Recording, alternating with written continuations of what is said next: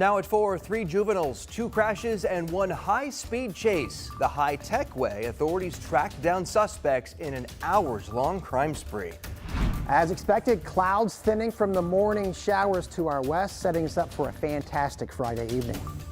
And we're hearing from a Hoosier in Israel following today's strike against Hezbollah's new leader. Live from Indy, you're watching 13 News.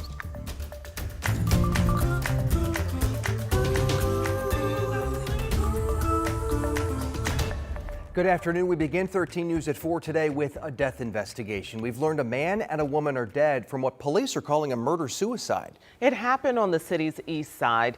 Anna Chalker has been following this story, and after talking with a local domestic violence advocate, what have you learned? Well, let's just start out. This really is a heartbreaking scene, to say the least. And the director of domestic violence for the city tells me this is just the latest of several domestic-related homicides this year.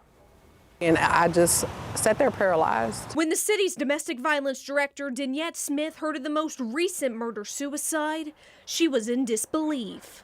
That's another victim, another individual who has lost their lives to the hands of someone else, someone who they trusted. Police say Juan Perez Mendez shot himself and Claudia Perez Lopez Thursday night at their home on North Mayhofer Drive. Juan died at the scene. Claudia was taken to the hospital in critical condition, then later died.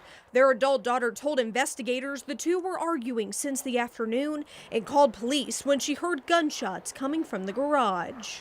Remembering that 911 call, remembering, hearing those gunshots, those are long-term traumas that, that daughter, that child will never forget. This incident is just one of several this year. In August, Thomas Nolan shot and killed himself and his wife Ashley, then injured their 2 daughters. Smith says there have already been more domestic-related homicides this year than last. How can we do more?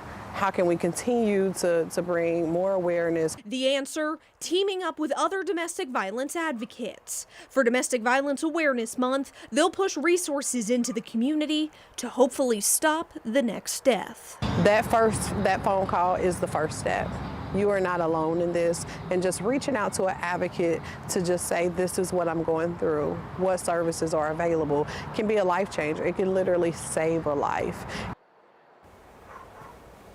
Now, Smith told me going from October into those holiday months, that's really when they see these cases spike. So we've put so many resources on our website right now, including their hotline and other organizations. We have a link to that right now on our website. All right. Anna Chalker reporting. Thank you so much. Right now, the Taylor Community School Corporation is holding a meeting focused on student safety after a former high school coach was arrested on several charges for having an inappropriate relationship with a student. Last month, detectives say they found inappropriate text messages, pictures, and videos on the victim's phone. They say several of the photos and videos clearly originated inside Randy Sullivan's house. Sullivan turned himself in after police issued a warrant. The superintendent confirmed Sullivan has been fired from the district.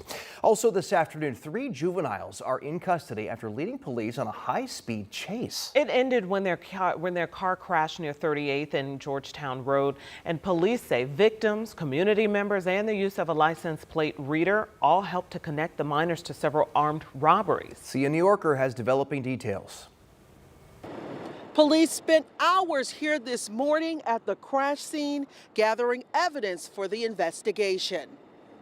Metro Police say around 6 this morning, officers from IMPD and Speedway tried to stop a car that was connected to several recent armed robberies. That led to a chase that ended when the suspect's car crashed into a stopped car near 38th and Georgetown Road. The driver was taken to the hospital with minor injuries. Police say the suspect's car continued down the road until it crashed near Georgetown and Lafayette Road. That's when police say they saw 3 minors run from the car. Officers took 2 of them into custody.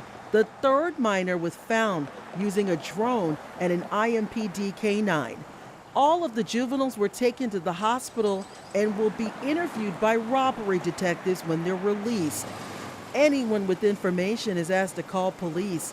Reporting on Indy's west side, See a New Yorker, 13 News. And a man was killed in a fiery crash on East Washington Street this morning. Police say the driver was going east just past Sherman Drive when his SUV crossed the westbound lanes, crashed into a tree, and then burst into flames at about 10:30. No other cars were involved. People at the scene tried to use fire extinguishers but could not rescue that man. They believe that speed was likely a factor in the crash. The driver was the only person in the SUV.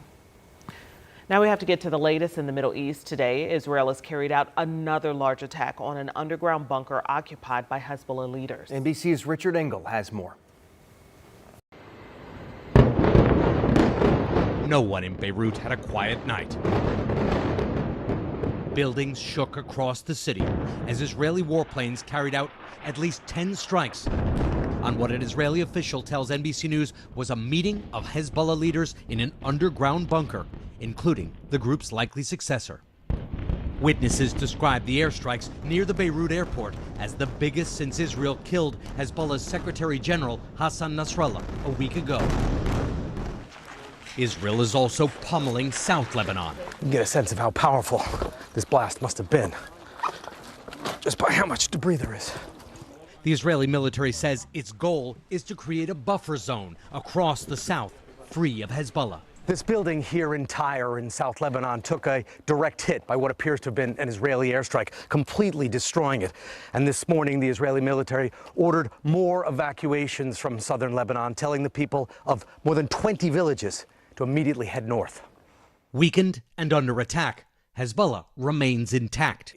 I spoke to Hussein Jishi, a Hezbollah political leader. The world is now waiting for Israel to respond with some sort of strike against Iran. What is Hezbollah looking at as it sees what could be coming soon? If the Israelis want to retaliate on Iran, the Iranians will know how to handle it. We in the resistance here do our duty, others do theirs, he said. The IDF this morning released new footage of Israeli troops in Lebanon as a buildup is underway, a sign a wider Israeli offensive may be coming. The Israeli military's chief of staff, General Halevi, said the mission is to destroy Hezbollah's capabilities and prevent the group from operating in South and East Lebanon and Beirut. Well, the Jewish community here is, of course, closely watching the conflict in Israel. Many people here have family and friends there. And Rich and I talked with a man from Indianapolis who's now living in Israel in a community now under attack almost daily. Rich, what did they tell you? What did they share with you? Well, his name is Eitan Goldstein. He's a graduate of North Central High School, and he's been living and working in Israel for a decade now. I first talked to him almost a year ago. That was right after the Hamas attack on Israeli civilians beginning this war. He is currently living in Haifa in northern Israel, and he's close enough to the border with Lebanon that Hezbollah airstrikes are becoming very common.